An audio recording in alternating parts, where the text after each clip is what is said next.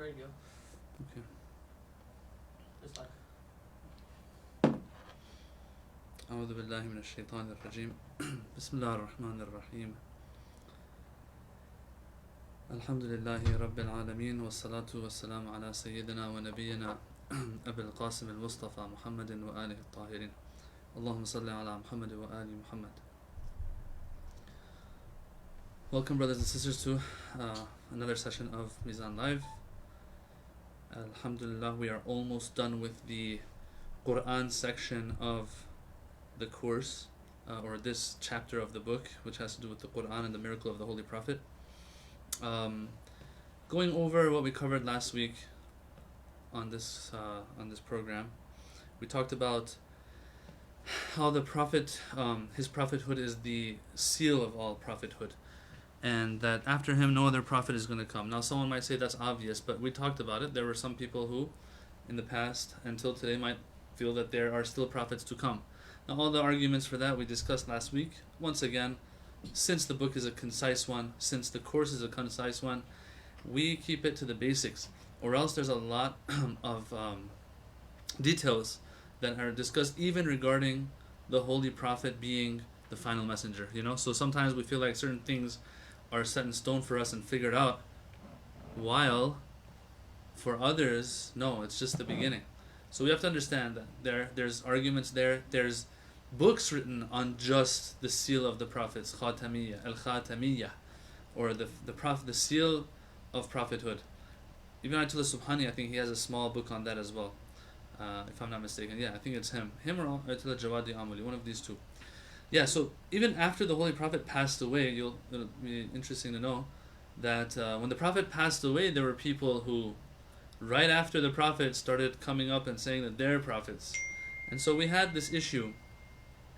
They had this issue during the time of the Holy Prophet, after the time of the Holy Prophet. Right when the Prophet passes away, one of the first battles, if not the first battle, because I don't think, Usama bin Zayd was sent out by Abu Bakr after the Holy Prophet passed away. He was sent out to fight the Romans. But at the same time, was it the Romans? Who was it? I forgot exactly. Anyway, that's not important now, not relevant to what I'm talking about. There were other battles that took place as well. People like Khalid bin Walid were sent by Abu Bakr to go and get rid of people who had come up and said, we are prophet, after the Holy Prophet. These are called Hurub Ahli Riddah. These were the battles of the Murtaddeen, those who had turned away from the faith. How? By falsely claiming that they're prophets. Different individuals who are famous. The one name that I remember right now is I think his name was Musaylima al-Kadhab, they would call him. Musaylima al-Kadhab, the Musaylima the liar, and the one who falsely claimed that he was prophet. Anyway, these people were destroyed by Khalid bin Walid and others. These hurub and battles were called Hurub Ahl al-Riddah. It's famous. And this is one of the things actually that Imam Ali alayhi salam, he kind of talks about in Nahj al-Balagha, where he says that I saw that Islam is being attacked and there's a chance that Islam is going to get hurt, and so I stepped back from pursuing my haqq of being Khalifa after the Holy Prophet, because I felt that Islam is in danger right now, and we have to take care of those people first, the ones who are now falsely coming out and saying that they're prophets, and so on and so forth. So anyway, Article 78 of the book speaks about how the Holy Prophet is the final messenger. Article 79 was a little technical, if you remember. I kind of skipped it last week. I did give a brief explanation of what it's saying, but I didn't really get into it too much. It was technical, and I don't think it was too relevant, to be honest with you, to our discussion. And in the end, it's interesting, in the end of the article, he himself also says this, Ayatullah Subhani. He says, the detailed, we'll talk about the details of this in other books. Yeah, or they've spoken about this in other books. Anyway, let's move on. Article number 80 was about how Islam is such an easygoing religion. And we had a good discussion about that actually with some of the brothers and sisters that were online last week regarding that. And so how Islam is an easygoing religion, but at the same time the rulings we have for in Islam, there are so many. So this is a question that was posed last week, and I was very happy that someone asked this. We have like, the brother said, we have like 3,000 rulings in the Risala Amaliyya books, the books of Islamic law. So why are you saying it's an easy religion, easygoing religion? The answer in a nutshell was, true, we have 3,000 plus rulings in Islam, but we have to also understand and be aware of the fact that each scenario that comes up for us will have a ruling pertinent to itself. It's not like there's a million things we have to do for every scenario.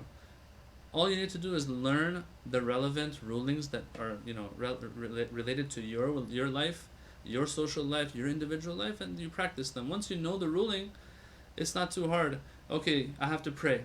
Okay, but I can't stand. Okay, you can pray sitting. I can't sit. You can pray laying down, and so on and so forth. So, anyway, article number 80 spoke about how Islam is an easygoing religion, even to the extent that even Western thinkers have written about it, about how that is one of the main reasons why it was able to take over and to spread so easily and so fast, because it's a religion that people can relate to because of its simplicity, whether it's in its teachings, whether in its rulings and practical side of things.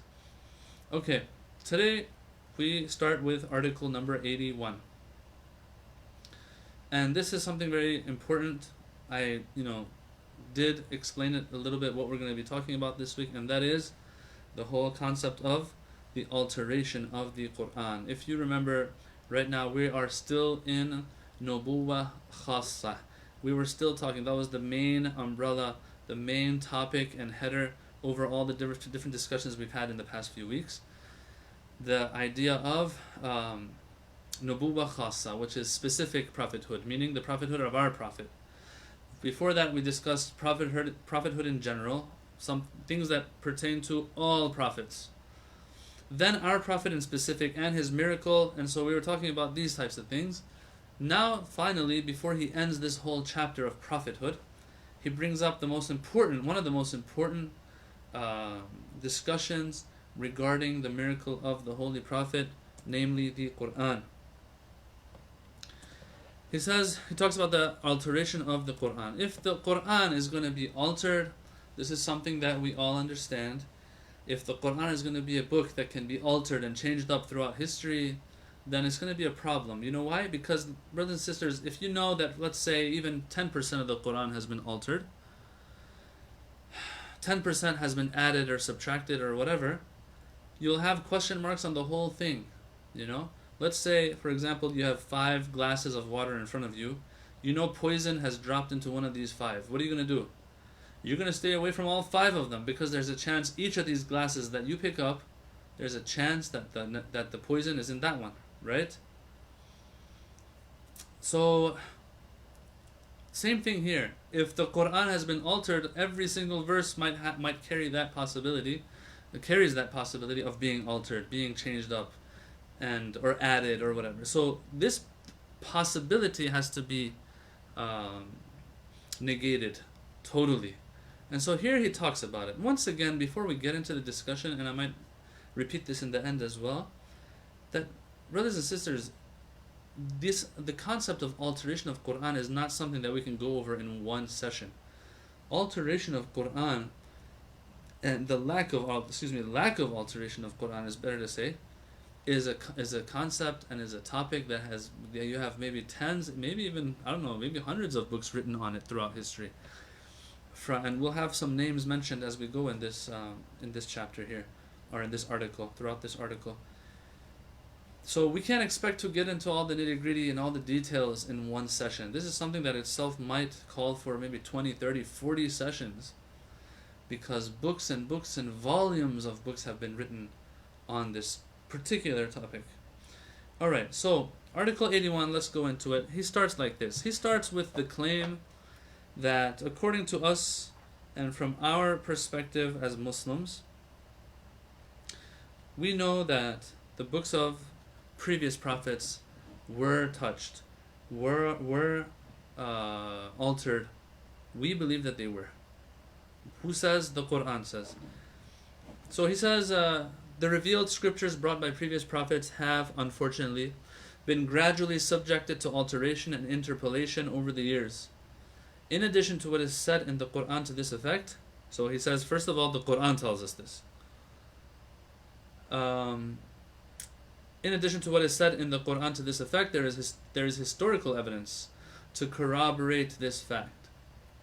In contrast, nothing has been added to or taken from the Holy Quran itself. So these are the claims that he's making right now. I call it claims not because I don't believe in it myself, but because we have to get to some of his reasoning for this. So for now, he's claiming this. The Holy Prophet of Islam received 114 chapters of the Quran, and this constitutes, among other things, an eternal memorial of himself, and he delivered them intact into this world. The scribes of the revelation, those who would actually write it down when the Quran was being revealed to the Holy Prophet over 23 years, the scribes of Wahi, of the Quran, especially Imam Ali, who wrote down the revealed verses from the beginning, have preserved it ever since from all interpolation. Despite the passage of 14 centuries since its descent, not a single verse or chapter has been added to or taken away from the Holy Quran, he says. We allude below to some of the reasons why the Quran has, of necessity, remained free of any alteration. Okay.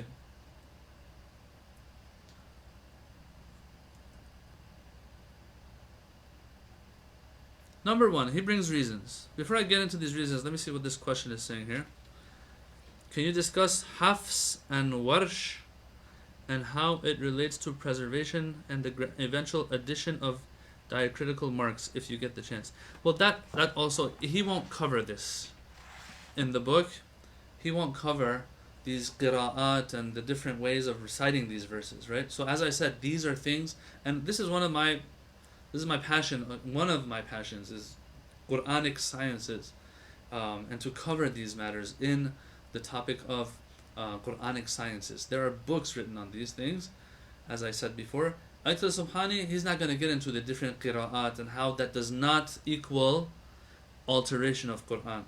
Yeah, he doesn't get into that at all because he knows himself. If he wants to get into these details, it's going to drag on, and it's going to be beyond the scope of his discussion in the book, which is it's supposed to be concise. Okay, so once again, one day, inshallah, we have instructors who are working on Quranic sciences courses so that we can have those in the future as well, inshallah. Maybe even here in our location, in the national office that we have here, one day maybe we'll have those classes as well. Those should be ongoing classes or like longer courses. Anyway, let's go back. So we were talking about, that's a good question, by the way, brother. We're going back, we're talking about the different reasons for why Ayatullah Subhani is going to believe that there is no alteration of the Quran. 114 surahs revealed, all of them untouched. He says, how is it possible for alteration to happen while the Quran itself makes this promise to us? Now, we've all heard this one before. The Quran itself makes the promise that, listen, the Quran will not be touched, and we are protectors of it. Allah is telling us, "Inna nahnu nazzalna dhikr wa inna lahu lahafidhun." Truly, we reveal the reminder, which is the Quran, and verily we are its guardians. If we're going to send it down, don't worry, we're the ones to protect it as well. So that's a very famous verse, Surah Hijr, verse number 9. Okay, so the Quran itself is promising us, number one. So this is very important, because if we know that this is one of the verses of the Quran, then we can be sure that the rest is the same too, is also part of the Quran. This one verse is enough to assure us that whatever else that the Quran has in it is part of the Quran. Okay. Now, if this verse we didn't have it, or if this verse itself was questionable, that would be a problem. But if a person knows that at least this verse has been revealed, then they'll become sure that, okay, the Quran that has been passed down over centuries and generations that has reached us is the Quran that Allah revealed unto His Prophet. Once again, there's a lot to talk about. There is a lot to talk about regarding this matter. But once again, we need more. Those are in more detailed books. And one day, I, inshallah, have hope that one day we'll get to those as well. Alright, reason number two, he says another verse of the Quran. That Surah Fussilat, verse 44, that says, لا يأتيه الباطل من بين يديه ولا من خلفه تنزيل من حكيم حميد. That this book is a book that falsehood cannot come at, from in front of it or behind it. A revelation from the wise, the owner of praise. لا يأتيه الباطل من بين يديه ولا من خلفه. In other words, batil and falsehood cannot make its way into the Quran. So this verse also, he says, is implying very strongly that we are protecting it. We have designed this Quran in a way, sent it down in a way that batil and falsehood, in other words, anything that doesn't belong to it, cannot make its way into it. Okay, now, this, someone might say, and I'm just saying this just, to have said it. He doesn't say this, Ayatullah Subhani, but someone might argue that this verse shows that no verses have been added to the Holy Quran. But is it the case that this also proves that nothing has been taken out of it? Some might say, I don't get this from the verse. Others might say that no, when it says la ya'tihi al-batil, that falsehood doesn't approach it, doesn't mean necessarily approach meaning being added. Falsehood can't get close to this Quran. In other words, adding, which is falsehood, cannot happen, and even taking out from the Quran is not possible, because that's also a form of falsehood, and that's not possible either. Okay, so that's the second reason he brings. Alright. Third reason for this, before I know there's a question, I'm going to get to that inshallah. Third question, let me just go, third reason. I'm going to go through the third and fourth reason, and then we'll take the question. Reason number 3 says that the Muslims of the time of the Holy Prophet, they were such that they were memorizers of the Holy Quran. First of all, people back then had like some awesome memories. As time goes on, brothers and sisters, and I think people will agree with me on this, the more and more we have technology, the more and more we have stuff happening around us, the less we can concentrate on things, the less things will remain in our minds. People of our community here, they can attest to that regarding me. I have such a bad memory, and so I just have to make sure I always have my notes with me and stuff like that. Why? Because there's a million things going through my mind at the same time. So the more we're busy with different little things, the less we can concentrate, the less our memory, will help us when we need it. Now, go back 1400 years, man, people didn't have much to do. I mean, yeah, true, the guy has to go from dawn to dusk and work in the fields, whatever. But it's a one big task that he's doing. It's not a million little things. I really like this example. Back then, when we had like Windows 98 or Windows XP, or what was after Windows XP? Was it Windows 7 or something? I don't know what we have now. What's this Windows now that we have called? I forgot. Anyway, when you want to transfer files, you can copy. Like, let's say you have 100,000 files you want to move, and each of these is a small file, and they all add up to 1 gigabyte. Let's say. Okay, so the size of 100,000 files, if it's 1 gigabyte, you'll notice it still takes longer for it to transfer versus one file that's 1 gigabyte big. Yeah, both have the same volume, but since one has like 100,000 parts, that file transfer is going to take more versus one file that's 1 gigabyte. I've tested that myself. Same thing with us today. We have so many little things going on that, at the end of the day, our brains, I don't know how it is, it just like doesn't function properly sometimes. Our memory gives in and just can't, keep up. Back then it wasn't like that. So he says here, Ayatullah Subhani, he says that the people, first of all, they had good memories. Second of all, this is the Quran we're talking about. Back then, there was no Fortnite, there was none of that stuff. How did people enjoy themselves? There was no YouTube, none of that stuff. People enjoyed themselves in the books when you read. They say they would get together, sit around in circles, and recite poetry. Maybe have contests of poetry to see who remembers more, verses of poetry and lines of poetry. So back then, that's what they were doing. They were memorizing things. Poetry is easier to memorize because of the rhyming factor that it has. But the Quran was just super special. And it wasn't just a book of poetry. It wasn't poetry. It wasn't prose. And it was lofty. There was some interesting stuff in it. So people were obsessed with memorizing it. Yeah, they would memorize it. So you got strong memory. You got nothing else to do, almost. Nothing else to worry about, let's say. Not nothing else to do. Nothing else to worry about in life. Too much to worry about in life. And also, you got a book this awesome that just begs to be memorized. And so they would memorize. He says these people who would memorize it, with all these memorizations happening, right? How can one say that, okay, now after the Holy Prophet, they're going to change the book, right? Well, if 100, 1,000 people, 10,000 people have memorized verses of it, they're not going to it's not going to happen, The alteration of the Quran is not going to be an easy task. And we have stories even that some people who were enemies of Islam, or at least had personal interest and agenda, even when they wanted to take out one letter of the Quran, like a wav from the Quran, others would object. Others would call them out on that. So it wasn't an easy thing to do. Quran is different than hadiths. Yes, in our hadith sources, stuff like that made its way in, but the Quran was different. So he says, history shows us that the Muslims were graced in a special way as regards learning and memorizing the Quran. At the time of the revelation, the Arabs were famed for their excellent, powerful memories, so much so that after hearing a long sermon just once, they were able to repeat it by heart afterwards.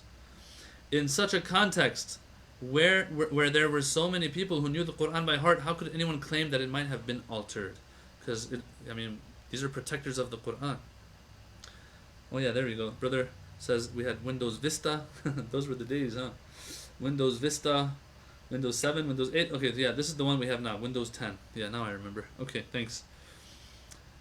Last reason that he brings, which is an interesting one, before I get to Brother Rizvi's question, Brother T.Z. Rizvi, is that the fourth one is a cool one. I like it. I'll tell you why. He says, Ayatullah Subhani, he says that, look, we are talking about, after the Holy Prophet, we're talking about a time where Imam Ali lives, okay? And we have to understand, before I actually explain this argument that he presents, I do have to explain one more thing. If you're going to argue for the alteration of the Quran, you're going to have to prove it within maybe the first 100 years, maybe after the Holy Prophet, the first 50 years after the Holy Prophet, something like that. First 20 years after the Holy Prophet, something like that, brothers and sisters. You can't come and say, yeah, I believe 500 years after the Holy Prophet, the Quran was altered. By then, the Quran is set in stone. Yeah? All these different things that we talk about regarding the Quran, even the different qira'at that are brought up, these are all things that happened in the first maybe 50 years after the Holy Prophet. I don't remember exactly. First 20 years after the Holy Prophet. First 100 years after the Holy Prophet. Something like that. So most of this time frame is going to be a time where Imam Ali is alive. This is very important. This is very important. Imam Ali, for 25 years after the Holy Prophet, was not Khalifa. After 25 years pass, after Uthman, the third Khalifa, Imam Ali alayhi salam becomes Khalifa. And he is Khalifa for about 4 years, 5 years, maybe something like that.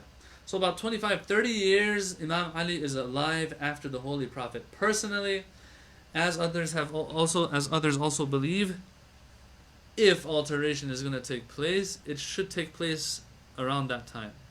This is a time where Imam Ali is alive, brothers and sisters. And if the Quran was to be altered, we all know the first person who won't keep quiet about it is who? Is Imam Ali alayhi salam himself. How Imam Ali, when he came to power at least, was able to talk about certain things and was able to sometimes condemn those who took his haqq before him. Of course, he would do it indirectly. It's not like every day he would come out and directly condemn the ones before him. Because once again, he was all about unity. And and making sure that Islam is preserved at the end of the day and Islam is not hurt. But point being, this Imam Ali, who when something is in trouble of Islam and the pillars of Islam are in trouble, he's the one who makes sure that it goes right. He's not going to keep quiet if the Quran is going to be altered. Why? Because the Quran is not like Khilafah. Imam Ali alayhi salam, apparently he has taught us this, that even if he's not Khalifa, there's still a chance for Islam to survive, if certain red lines are observed. And so what does he do? When his haqq, according to the Shia, is taken for being Khalifa, when that haqq of being Khalifa is taken from him, what does he do? He says, I keep quiet because I found it to be the wisest thing to do. Okay. Why? Because Islam is more important. But Quran is different. We all know everything revolves around Quran. For Islam, especially today, like after the Holy Prophet, that is the main al-thiql al-akbar. That one of two weighty things that is the most important one. Al-thiql al-akbar, the greater thiql, the greater of the two weighty things. The Ahlul Bayt and the Quran. The Quran is the most important and most foundational pillar of Islam. And then you're going to say, Imam Ali is going to sit down and keep quiet when it comes to that? No. So Ayatullah Subhani says, the fact that we don't have anything that will say Imam Ali was against the Quran that was there after the Holy Prophet shows that no alteration took place. Or else, if that was the case, Imam Ali would have spoken out. Now, before I go on, we have to understand there are some hadiths in Sunni sources and in Shia sources. We're going to talk about that later. That might imply that this is the case. We'll talk about that later. But for now, let's get what he's trying to say here. This is super important stuff. This point that I just made, that Ayatollah Subhani just made, that I explained, is something that you will find even in Sunni sources, Sunni tafsirs. I've seen this myself in Ruh al-Ma'ani, that tafsir of that Salafi, I forgot his name. Who was the author of Ruh al-Ma'ani? It's not that important. He in there also has said the same thing, which is pretty interesting. He says that how is it possible? How can anyone believe in alteration of Quran while Imam Ali was alive then? And Imam Ali is not a person, he says, to keep quiet if the Quran is going to be altered. Imam Ali is not the one to compromise. Yeah, his name is Al-Alusi, the famous Mahmud bin Abdullah Al-Alusi. Anyway, he says that there. It was very interesting when I saw that. I liked it. I really liked it. So this is a very important point. So let me read this now. Ayatollah Subhani says that there is no doubt that Imam Ali alayhi salam had a difference of if Imam Ali, there is no doubt that Imam Ali had a difference of opinion in certain matters with the other three caliphs. Excuse me. And that he expressed these differences of opinion in a clear and logical manner in, for example, the sermon entitled Shiqshaqiyya. Khutbah Shiqshaqiyya is a famous khutbah where Imam Ali says that yes, my right was taken and trampled. One of his most famous discourses. Okay, but we observe that this great soul, Imam Ali alayhi salam, to the end of his life, never said anything about even a single word of the Quran having been altered. If, God forbid, such an alteration had in fact taken place, a person such as him would have never remained silent. Rather, we see the contrary, that he continuously called upon people to meditate upon the Quran, to reflect upon the Quran. And he would say, what's the Arabic? He would say, ليس لأحد من بعد القرآن من ثاقة ولا بعد القرآن من غنى فكونوا من حرثته وأتباعه. That, O people, for whosoever follows the Quran, there is no poverty or indigence. And without following the Quran, there is no riches or freedom from need. So throughout your lives, sow the seed of the Quran in your hearts and follow it. Yeah. So if he's saying these types of things, the question will be begged to be answered that if Imam Ali knew that the Quran has been altered, would he still say such a thing? He wouldn't. He would not say, okay, go to the Quran. He would say, first fix it, then go to it. Okay. Now, a question might come up here that, well, we've heard that Imam Ali, he went after the Holy Prophet, he went into his home and didn't come out for a period of time. And when he did come out, he came out with the Quran compiled. And he told the people that this is the Quran of the Prophet, and I want to give it to you. And they said, we're not interested. And so he said, okay, no problem, you'll never see it again. So what does that mean? The Quran of Imam Ali was different then. The answer that ulama have given is that Quran, and I think we have hadith for it too, I'm not sure, I have to check. That Quran of Imam Ali, that Mus'haf, they call it, of Ali alayhi salam, was a Mus'haf that he compiled, and in it, in the margins of the Quran, he had said, explained the different occasions that verses had been revealed, the examples that the Holy Prophet might have given for certain verses of the Quran, that this verse is speaking about this person, such and such incident, such and such individual is an example of this verse, and so on and so forth, things like that.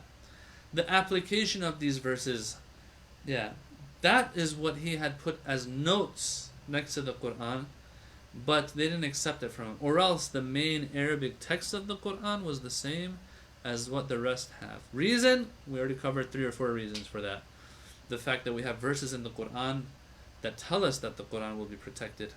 With that, the fact that people were memorizing the Quran and everyone was aware of the Quran, and finally Imam Ali himself would have said something if people had tried to alter the Quran. Imam Ali is not a person to sit silent and not do anything about it. Okay? Alright.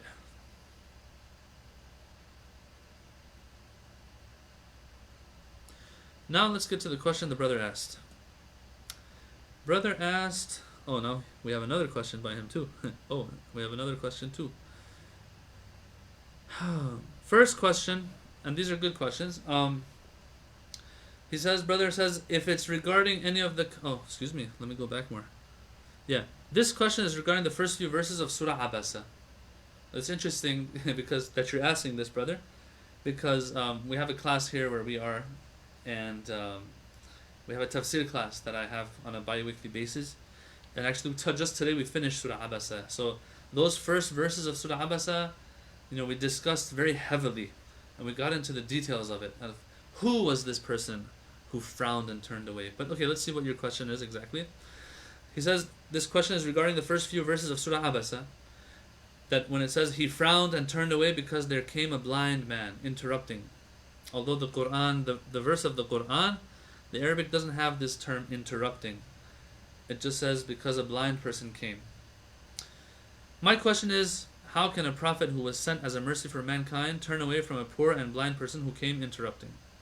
According to my understanding, the teachings of Islam were equally open for all, including the poor, rich, brown, and sinful. If it's regarding any one of the companions of Prophet, then why God is addressing the Prophet in the later verses about this attitude, saying, what would make you perceive perhaps he may be guided? Right. So this is a question that a lot of people have, and this is also a tafsiri issue and discussion. I'm just going to tell you that there is a difference of opinion on this. Number one, some say that no, yes, it was the Holy Prophet. It was the Holy Prophet, but he was justified in what he was doing. But since the person who came, his feelings got hurt, the Quran wants to, make him feel better, so it kind of scolds the Holy Prophet. But he had to do what he did. Others will say, no, we have a couple hadith that say that this person was a person from Bani Umayyah. Now, of course, Bani Umayyah during the beginning of the Prophet's time, not all of them might have been bad, but this is a person that turned away when this poor person came, and the Quran is scolding him. The answer that can be given is that, look, the ensuing verses imply that no, it's the Holy Prophet that's being addressed. And there's a third opinion as well that says, look, we have, and as a matter of fact, I'll tell you this, we have articles. I found an article, a scholarly article written on verses that scold the Holy Prophet.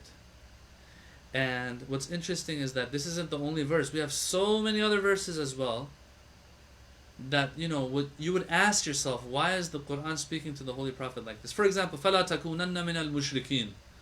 O Prophet, you better be careful, don't be one of the mushrikeen. Things like that we have. And some have a much harsher tone than even this one that we have in Surah Abasa. And the answer that, is given, one of this third opinion that I want to share with you is that, no, the Prophet, this person kept interrupting. The Prophet is in a certain situation. The heads of Quraysh are there. And he has no choice but to address them. Because if he doesn't do it now, they're going to leave. They're not going to come back. And so this is chance and opportunity. Someone keeps coming and interrupting. The Prophet has to continue with these Quraysh and explain things to them. That person, it's his fault for doing this. But this is the part that I need to explain. The verses come down scolding the Prophet. Why? So that these Quraysh don't think that if the Holy Prophet is doing this, that they're any better than that blind person. Yes, the Prophet has to speak to these people. Right now, that is the thing that he has to do. That is what Allah even expects from him.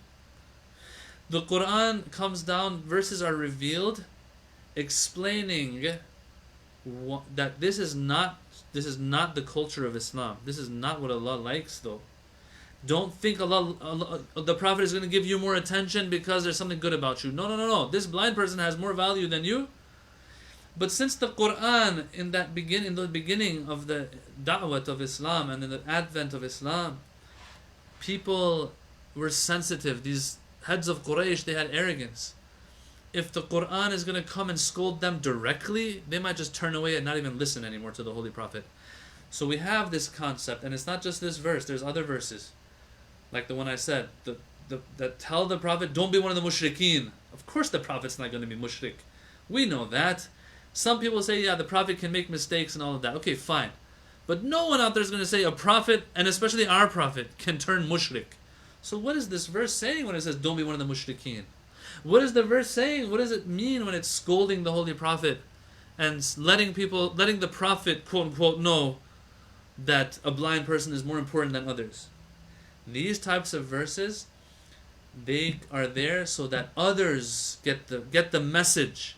Or else we all know the Prophet's not going to ever turn mushrik.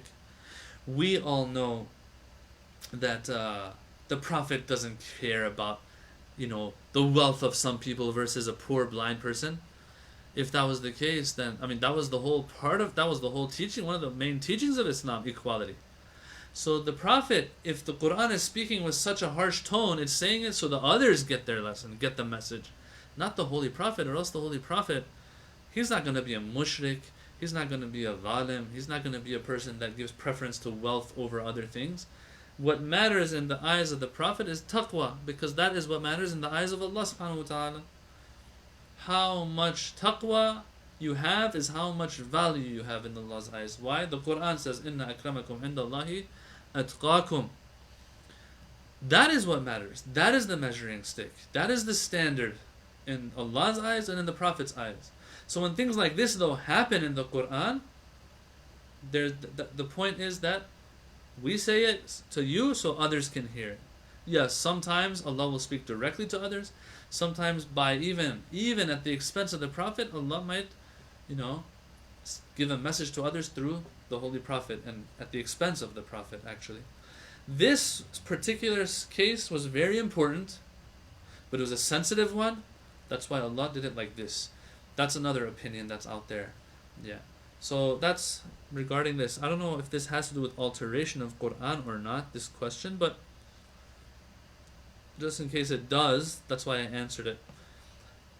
Another question is that, so there is the Uthmani Mus'haf, as they call it.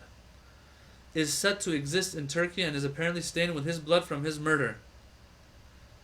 Though I've only heard this from Sunnis and haven't checked it myself. So that would be within the first 50 years after the Prophet's passing. And I believe there is at least a partial manuscript in a museum in Birmingham, England, that is dated even earlier. I've heard some say it was a manuscript of Imam Ali, though I don't know if that's true.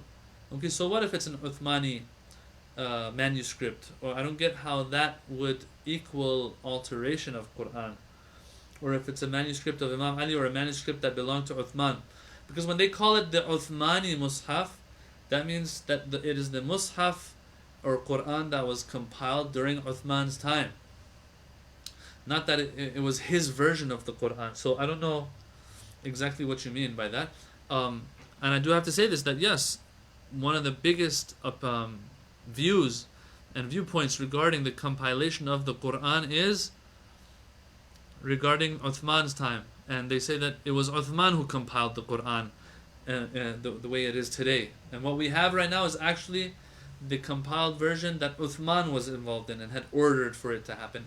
Once again, as I said, this is a course itself. This is a course itself, the compilation of the Quran. And alhamdulillah, one of our instructors actually is preparing that. Inshallah, Shaykh Mahdi Shakulahi, once he's done with that, we can start, have that course do the rounds as well. These are very important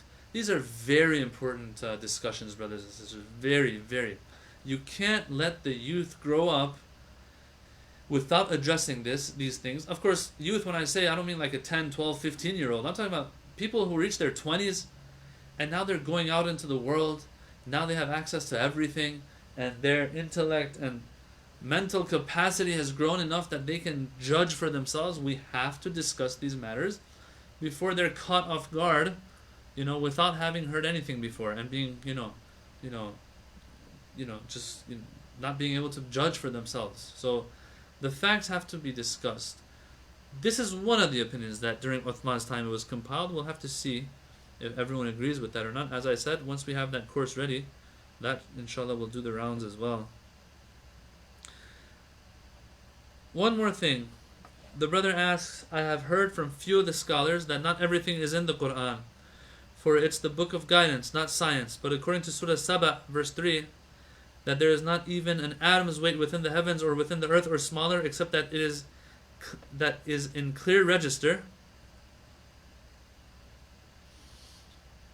If that's the case, then how can we say that everything is not in the book referred in this surah as Kitab Mubin? So brother, we've already discussed this in previous sessions. Inshallah, you can go listen to those.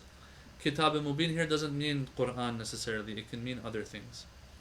And if we take Kitab Mubin or Imam Mubin, Kitab Mubin to mean Quran only, the Mufassirin and commentators of Quran have explained that what is meant by everything is everything that is related to your guidance and securing your akhirah. Not everything we all know that even in the Quran you can't find a verse that says Fajr Salat is 2 rak'ah. Yeah? So this idea of every single thing being in the Quran is not something that, mainstream Shia or Sunni will believe in.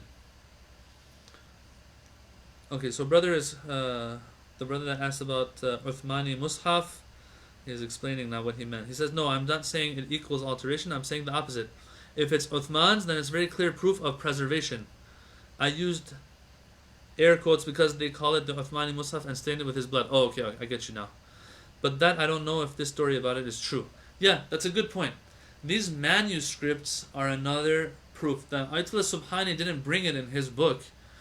But yes, the manuscripts that date all the way back to then, that can be found in different museums and sometimes in non-Muslim countries even, are also an extra proof. As you all know, one of the most important determining factors of a book being truly from its author or not is manuscripts. You have no other choice.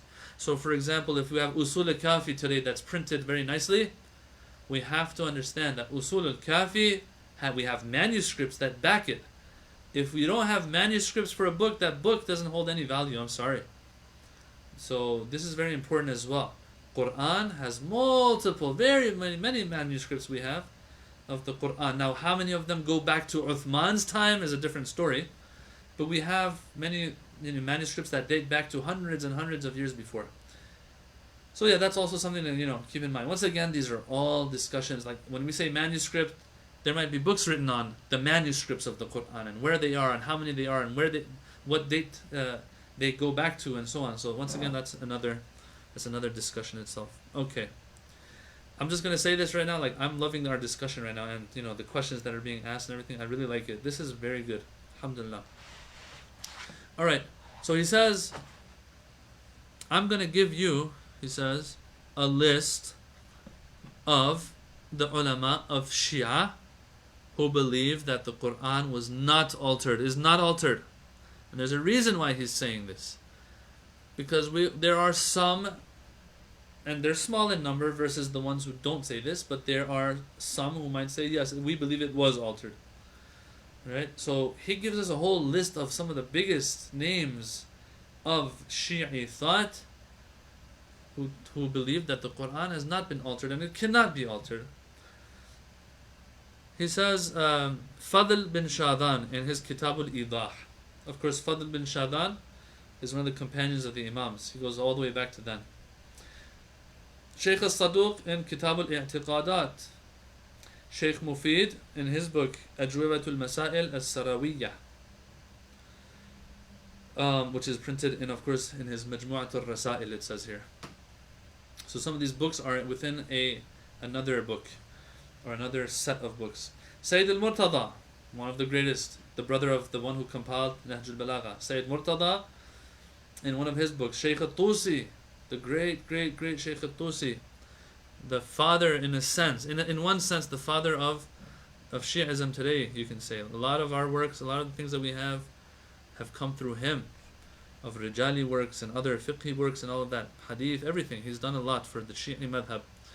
Al-Shaykh al-Tabrasi or Tabarsi, in his famous Kitabul Majma' al-Bayan, his tafsir of Majma' al-Bayan, which is a very important tafsir that we have, where he has done a lot of different things in that tafsir. It's not just a tafsir book, it's more, he says, Ayatullah Subhani says in his book, he also says the same thing. Sayyid bin Tawus, once again a big name.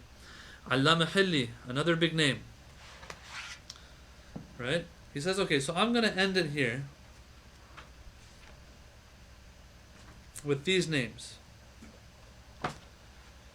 And he says there's many more. Alright. Moving on to... he says this also. He says, in this contemporary age as well, he says all of the maraja' that we have, they all, without exception, he says, believe that the Quran couldn't have, and this has not been and cannot be altered. Now, once again, what your definition of maraji' is also we'll have to see, but that's what he's saying. Yeah, what's for sure is that it is mainstream without a doubt. All right. The next article, yeah, we can get into it. Yeah, we have time to get into it. Next article, Article 82, says that we have hadiths. We have a problem. That we have hadiths that will imply the Quran was altered. Okay? That's a problem now that we have to solve. But it's not a big problem. Why? Because a person who is familiar with these hadiths will know the problems that they have. Brothers and sisters, if a book says قال الصادق, you can't say Imam al-Sadiq said. You have to say such and such book claims that Imam Sadiq said this. This is like super important. We have to understand there's a difference between the two. If you heard it from Imam al-Sadiq himself, that's one thing. But if someone else tells you, you can trust them and take their word for it. If they're trustworthy, if they're reliable. Even if they're trustworthy and reliable, there might be a mistake there. But sometimes if they're not trustworthy, of course you can't just, based on what they said, say, Imam Sadiq said this. There's a difference between Qala Sadiq, that Imam Sadiq said, and others told me that Imam Sadiq said. Right? The moment others have told you, and of course us living today, none of us have heard Imam Sadiq directly. So if someone tells us through their books, through their hadith books, قال الصادق, we have to make sure قال الصادق. Then we can also claim that قال الصادق. Okay, I hope that's clear. I think it's pretty clear. Now we have hadiths, and they might not be few in number either, that will say the Quran was altered. There's a lot of things that can be said about this. A lot of things. About how sometimes people wanted to give Shia a bad name, how they would insert certain hadiths into our hadith corpuses, and our hadith corpus, and so on and so forth. I don't even want to get into that. And the fabrication of hadiths, and how that works in the Shia school, and why people would do it, and so on and so forth. But right now, let's look at it from the perspective of those hadiths themselves as a subject matter that we're going to put under the microscope, he says. When we put these hadiths under the microscope, what he says is, number one, most of these hadiths are transmitted by persons and in books that are not trustworthy, such as the Kitab al-Qira'ah of Ahmad bin Muhammad as-Sayyari. This name, you see this name a lot, as-Sayyari.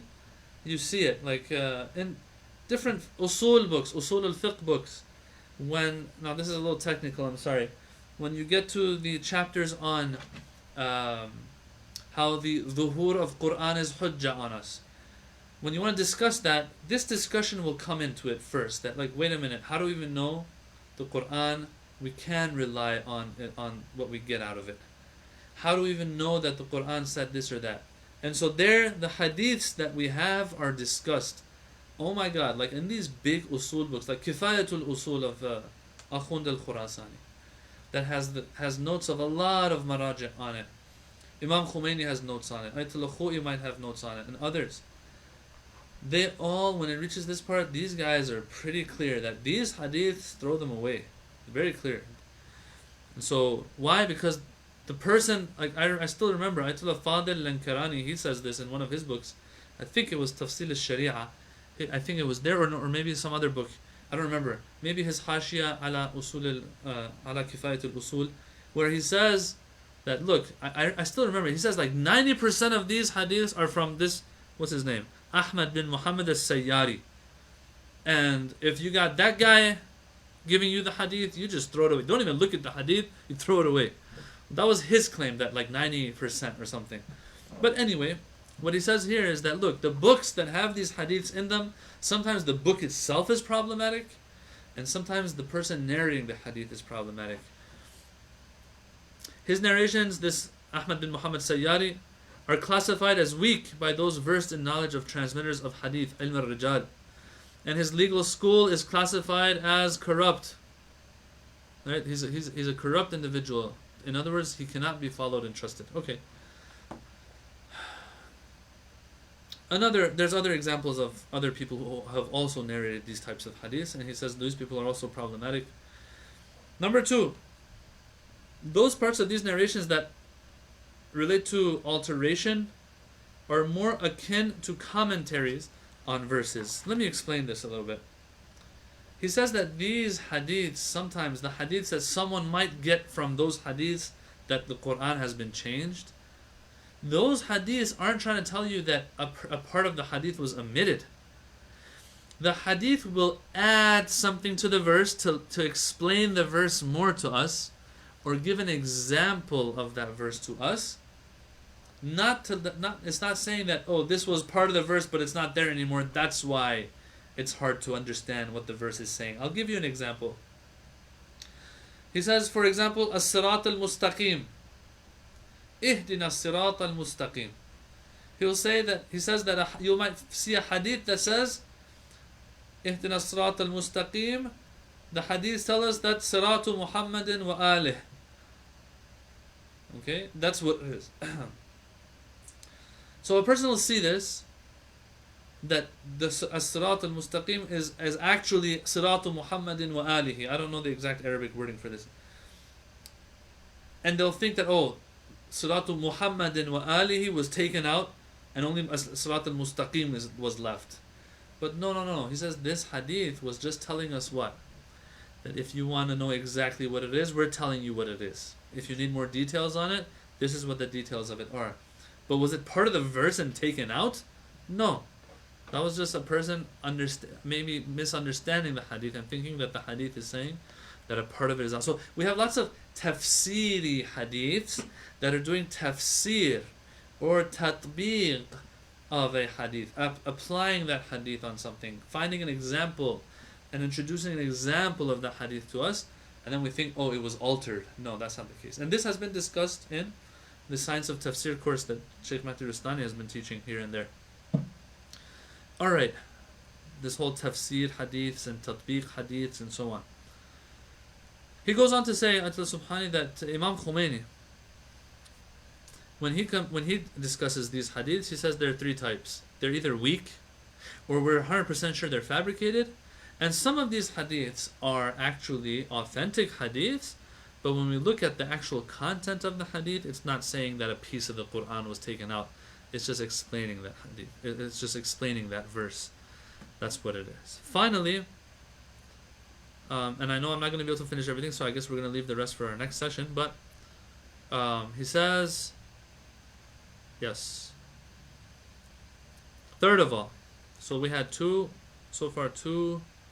reasons. One, to believe that these hadiths are problematic. One, because the hadiths are in books or narrated by people that are problematic. One. Two, sometimes these hadiths are just explaining the verse more, so they've added a few more words for us to understand the verse properly. It's not that that part was actually taken out and they're just putting it back in. Number three, he says, third of all, one more thing is that, look, at the end of the day, if you want to know the beliefs of a people, don't go to their hadith books. Go to their aqidah books. Okay, we have two types of books here. Books of theology and beliefs, like what we're covering right now. This book is a book of theology, or I don't like to call it theology. It is a book that has our doctrines and aqidah in it. So if you want to learn what the Shia believe in, go to this book. Book of aqidah, book of Islamic beliefs, Shia beliefs. Don't go to the hadith books that we have. The hadith books have raw material in them. Raw material has to be refined to give you a final product. He says, book of hadith does not represent us necessarily, every single hadith that's in there. Yeah. The same way we have this regarding different scholars. Sometimes, and every school of thought will have that one or two or three scholars that might have a different opinion that goes against mainstream. You can't just, isolate one scholar that might have a different opinion and say, oh, look what the Shia believe in. And this is what's happening, unfortunately, today.